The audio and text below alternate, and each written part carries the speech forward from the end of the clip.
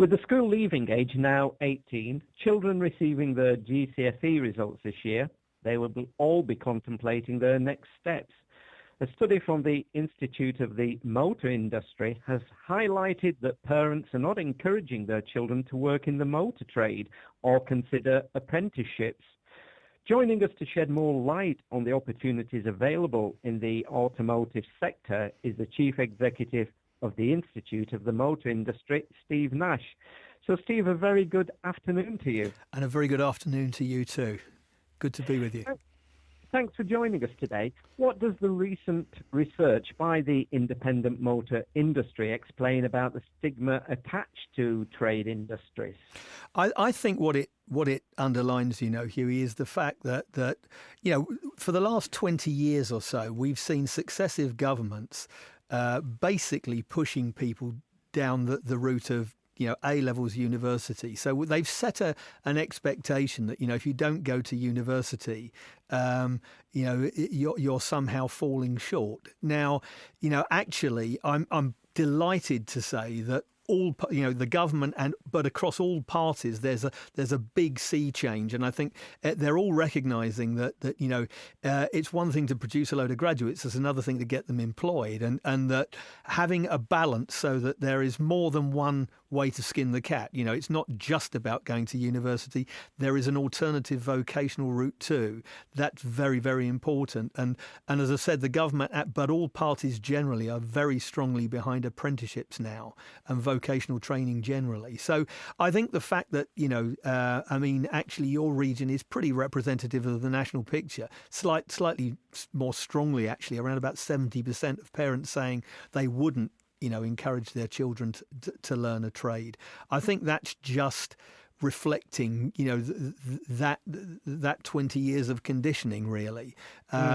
Bit disappointing that additionally, sort of similar to the national picture again, 17% of parents said they, specifically they wouldn't want their child to go into a trade such as plumbing, building or engineering, and only about 8% of people said that they would be happy for their children to go into the automotive retail industry. And there we're dealing with some long-held, stereotypes. TV doesn't help us there with things like Phil Mitchell on EastEnders, the Dingle Garage on Emmerdale. They're not represent. in your region, you've got some fabulous, automotive retail operations. Those are the reality. So that's what people should look at, and it really is a great career opportunity for people to consider. Yes. And so were you quite surprised by the research and the figures available?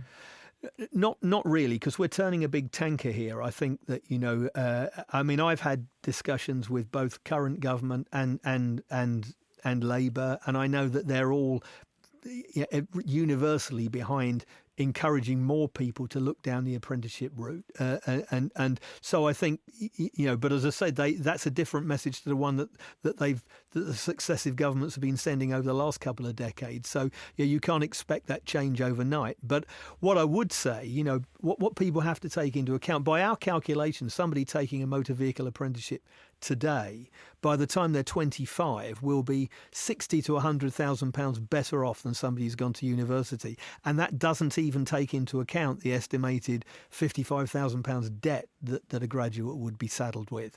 So it is a very realistic alternative, and it doesn't mean that just because you've taken a trade, you've gone down that route, that you preclude yourself from ever taking a higher qualification. It's just a different route. We, as the Institute of the Motor Industry, amongst other things, we're an awarding body, so we have an array of around about 350 motor related qualifications, right the way up to sort of senior management and equivalent to degree level qualifications. So if somebody wants to do those higher qualifications at a later stage in their career, they can. And what's more, the industry is littered with fabulous examples of people who hold down very senior jobs today who started as apprentices. So, I'd commend it as a route to a lot of people, and it certainly makes a sensible alternative to considering, taking on a lot of debt.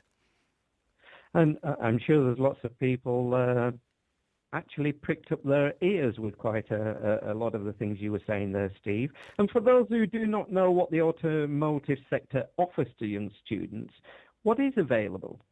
Well, I mean, I think most people, think in terms of motor vehicle technicians or mechanics as some, as perhaps the more old-fashioned term, and salesmen. But there's much, much more than that. These are complex, sophisticated businesses. There are around about 150 different jobs on offer, in automotive retail, and as I've said, if you look at sort of some of the investments that dealer groups have made in your region, look at people like the Williamses, the Halliwell Jones, the Bowkers, and people like that.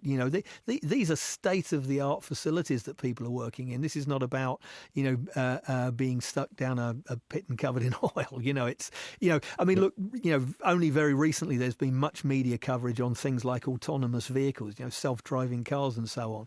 There's no question that cars are the most sophisticated piece of equipment that we all own, and they're getting more sophisticated every day. And, they need sophisticated people and sophisticated facilities, to look after them. And that's what we're talking about, a very dynamic, rapidly changing and exciting industry to work in.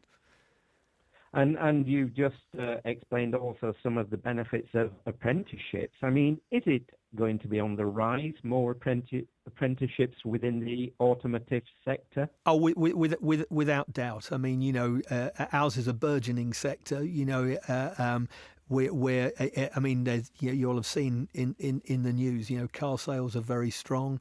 Manufacturing is very strong in the UK, stronger than it's been for decades. Actually, it's a success story, and that means that there's a demand for people, and so the number of apprenticeships on offer is on the rise, and brilliant way to start your career. And it's not just about becoming a motor vehicle technician. You can do a sales apprenticeship, you can do an apprenticeship in the parts side of the business, and none of those prevent you from jumping into other bits of the business at a later stage in your career. If you've got the application and the right attitude, the sky's the limit, really. Right. And for anyone listening now who, we've whet their appetite, where can they go to find out more information? If they go to www.theimi.org.uk/motor careers, there's a wealth of information on there, including something called the World of Work, where we actually have around about 150 real people talking about the jobs that they do. So that underlines what I was saying earlier on about the variety of careers available. And they can also follow our social media campaign on #MotorCareers. Lovely. Well, can I thank you for talking to us at Preston FM today, and enjoy the rest of the day, Steve. Thank you very much. That's been my very great pleasure. Thank you. Bye-bye. Bye-bye.